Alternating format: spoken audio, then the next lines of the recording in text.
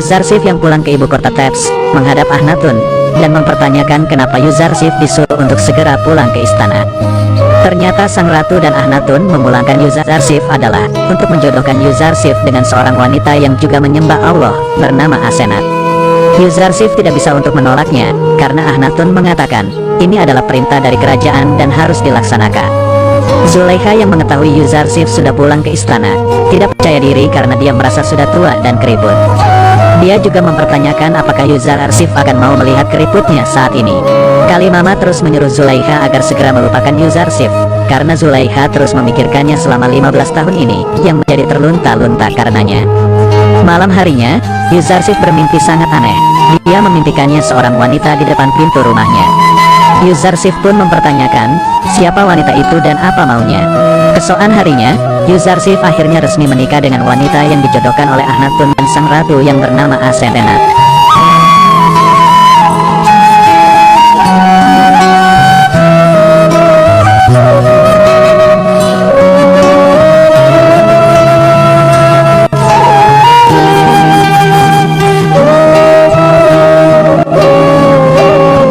Setelah pernikahan itu, Asenat mempertanyakan kepada Yuzarsif, kenapa saat di hari pernikahan, wajah Yuzarsif agak sedikit bersedih. Yuzarsif menjelaskan, jika dia sangat sedih karena terpisah dari ayahnya, yang juga tidak bisa mendampinginya saat menikah. Asenat pun menanyakan, kenapa Yuzarsif tidak mengajaknya ke Mesir, dan kenapa juga selama 30 tahun ini dia tidak akan menemuinya. Yuzarsif mengungkapkan, bahwa berkali-kali ia akan berniat mengabari keadaannya kepada sang ayah. Namun tidak bisa, karena tugasnya untuk melayani penduduk Mesir belum selesai.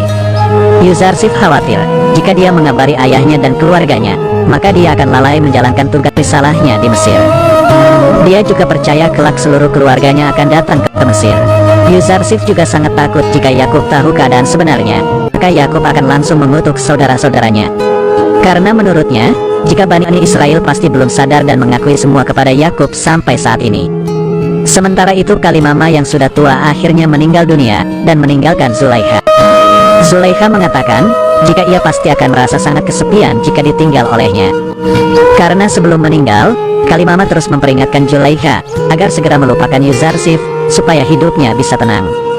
Ketika seluruh penghuni istana menguburkan Kalimama ke dunia orang mati, istana kembali kosong yang dimanfaatkan oleh para gelandang untuk mengambil barang-barang berharga Zulaikha. Akan tetapi para gelandang itu sangat kecewa karena barang berharga di istana Zulaikha hanya sedikit saja. Zulaikha yang mengetahui hartanya kembali dijarah oleh orang, hanya bisa pasrah. Dan juga dia memarahi Dewa Amun, yang sama sekali tidak membantunya saat dalam kesusahan.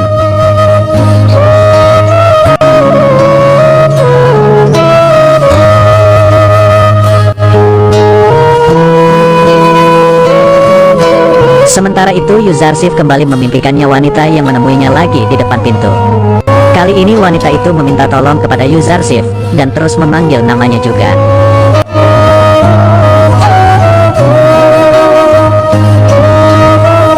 Yuzarsif menceritakan kepada Asenat bahwa dia tidak tahu siapa wanita itu.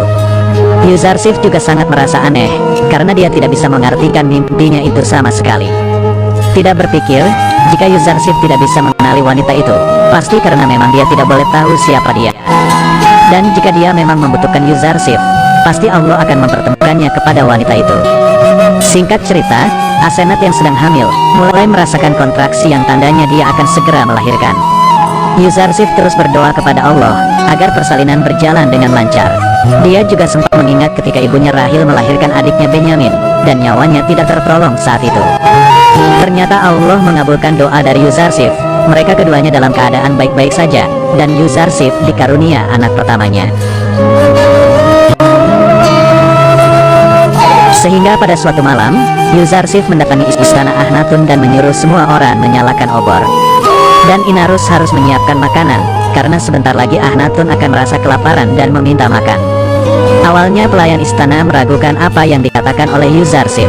Akan tetapi Inarus mengatakan, jangan meragukan perkataan Yuzarsif, karena jika dia mengatakan Akhenaton akan merasa kelaparan, maka itu pasti akan terjadi. Dan benar saja, Akhenaton tiba-tiba bangun dari tidurnya, lalu merasakan lapar yang luar biasa. Yuzarsif pun segera masuk ke dalam kamar Akhenaton, sambil membawa makanan yang membuat Akhenaton merasa kaget, dari mana Yuzarsif tahu jika sekarang Akhenaten merasa sangat lapar. Yuzarsif mengatakan, jika malam ini adalah awal masa paceklik di Mesir, dengan ditandai rasa lapar yang tiba-tiba menimpa Akhenaten. Akhenaten pun segera menyantap hidangan yang telah disiapkan. Dan Yuzarsif menjelaskan, bahwa ini adalah awal dari 7 tahun yang akan dilalui Mesir dalam masa paceklik. Dia meminta agar semua warga, mulai besok harus berhemat dan para petani untuk berhenti menanam gandum. Karena tidak akan ada hujan yang turun di Mesir. Lalu Akhenaten menanyakan kepada Yuzarsif, bagaimana cara menyampaikan awal masa paceklik ini ke seluruh warga Mesir.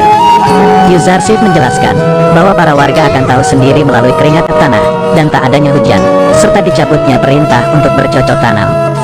Dia juga memerintahkan untuk segera melaksanakan rencananya, pembedaan antara orang kaya dan orang miskin saat masa paceklik. Karena saat masa itu, mereka harus tahu siapa yang membutuhkan gandum secara gratis, dan siapa yang harus membayar. Besok harinya, seluruh warga Mesir menceritakan jika semalam mereka terbangun dari tidur, dan merasakan lapar yang tiba-tiba. Mereka juga merasa bahwa seluruh warga mengalami hal yang serupa. Pendeta yang mendengar berita bahwa seluruh warga Mesir merasa kelaparan, dan mengeringnya seluruh tanaman di Mesir. Para pendeta mengatakan kepada Anikmahu, jika ini adalah tanda awal paceklik. Para pendeta mengungkapkan, jika ini persis apa yang dikatakan oleh Yuzarsif, jika masa paceklik akan datang setelah 7 tahun masa subur. Lalu Anikmahu menyuruh agar pendeta untuk berhati-hati dalam berbicara, dan menyuruh agar mereka menyimpan cadangan gandum untuk setahun. Karena menurut Anikmahu, paceklik belum tentu terjadi selama setahun ke depan. Dan pada masa paceklik, mereka masih bisa bertahan selama 1 tahun itu.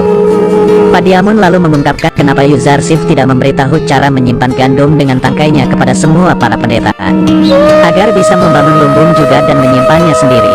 Di sini Anikmahu juga mengakui kehebatan Yuzarsif dan Tuhannya, karena bisa menangani masalah negara dari penyimpanan sampai menakwilkan mimpi yang terjadi saat ini. Dia pun akan merencanakan sesuatu jika memang akan terjadi paceklik nantinya, karena Anikmahu tidak akan menganggap remeh musuh yang hebat.